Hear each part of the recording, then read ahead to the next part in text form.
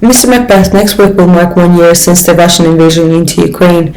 As the fighting continues, Ukraine's President Volodymyr Zelensky and other Ukrainian officials have been urging allies to send fighter aircrafts and long-range missiles to counter Russian offensives and recapture lost territory.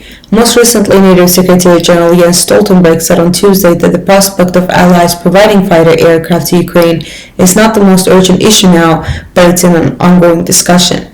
In your view, what are the prospects of the West sending fighter jets to Ukraine, and how would it affect the course of the war? I think the prospects of sending Western jets to Ukraine in the near term is low because jets require an extensive maintenance and logistics tail. They not only take a long time to learn how to fly, but it takes years to learn how to maintain a jet properly.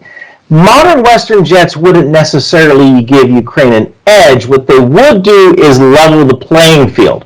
Russia has a slight edge right now in air superiority, mainly because Russia can field more jets and they can maintain more jets. Russia's jets have an extensive backlog of parts that they can reach into when a part fails on a Soviet-era jet. Ukraine's Soviet-era jets have to be cannibalized, meaning they take a broken jet, pull parts out of it, and put it into a jet that they want to fix, or they have to buy these parts in the secondary market because Russia is not selling to them. A MiG-29 fighter needs about 11 hours of maintenance for every single hour of flight, so maintenance is very important. So the advantage is long-term for the West sending Western jets to Ukraine because with those Western jets comes Western logistics and Western parts. Chairman of America's Joint Chiefs of Staff, General Mark Milley, said that Russia has lost strategically, operationally, and tactically in its war in Ukraine. In your view, what does he mean by that? So by strategically, he means that Russia is now a pariah of the world. They've even been cut off from banking and tourism.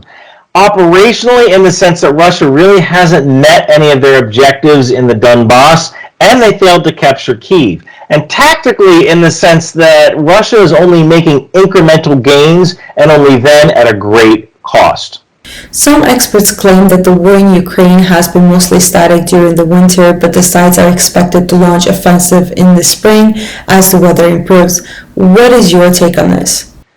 I think that both sides definitely have plans. I believe that Ukraine's plans involve fighting a defensive war until they can gain Western armored personnel carriers and tanks and use that for a counterattack. I think Russia's plan is to do a spoiling attack, which is a minor attack that's designed to prevent a full-scale attack from Ukraine. I don't believe Russia has the troops and vehicles that they need to form the logistical tail to support an actual full-fledged deliberate attack further into Ukraine.